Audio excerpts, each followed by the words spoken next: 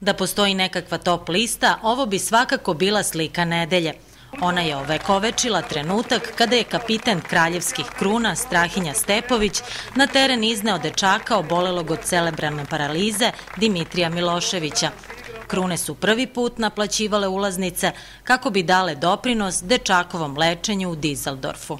On je došao na jedan naš trening pred utakmicu i svi smo bili oduševljeni. Prvo, bilo nam je žao dečaka, ali mnogo je dobar, druželjubiv i samim tim to nam je dalo još veći motiv da se potrudimo da skupimo što više novca za njega.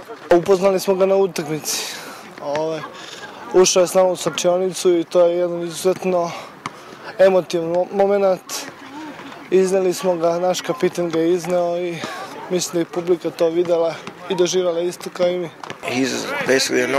On je kao i svako drugo dete, samo ne može da hoda. Mi smo se udružili da mu pomognemo da bi mogao da radi ono što voli, da igra košarku, fudbal i drugo. Ne pamti se da su se skorije Kraljevčani odazvali tako nekakvoj sličnoj humanitarnoj akciji. Skupljena je značajna suma novca. Jesi li ponosan zbog onoga u čemu si učestvovao? O da, veoma sam ponosan zbog toga. Znam da je i moja porodica ponosna. Svako bi bio. Oni su uplatili njemu 158.000 na račun. Ja sam to pare uzeo, bilo još 20.000 pa sam kupio 1.870 evra.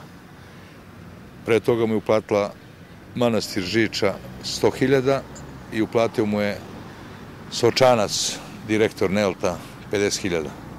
I tu sam uzeo 1.570 evra, znači oko 3.420 evra ima u banci, to su njegove pare. Još 2 puta toliko je potrebno da bi se 5-godišnjem dečaku pomoglo presađivanje matičnih ćelija u Nemačkoj, ali ništa nije nemoguće, jer čudo od malih nogu prati dečaka.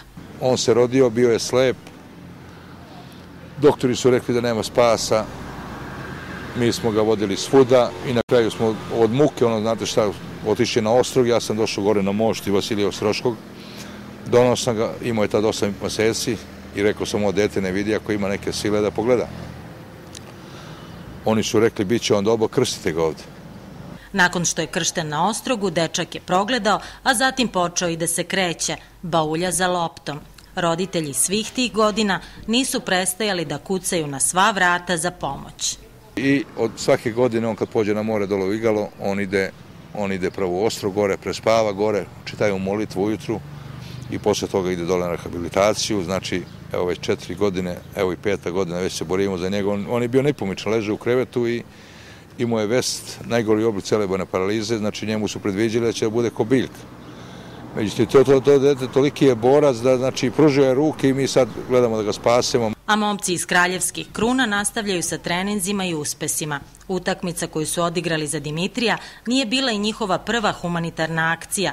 Pomagali su građanima i kada je zemljotres urušio njihove domove, volontirali na Kingstown festivalu. Osim toga, Grubijani nežnog srca pravi su hit u gradu.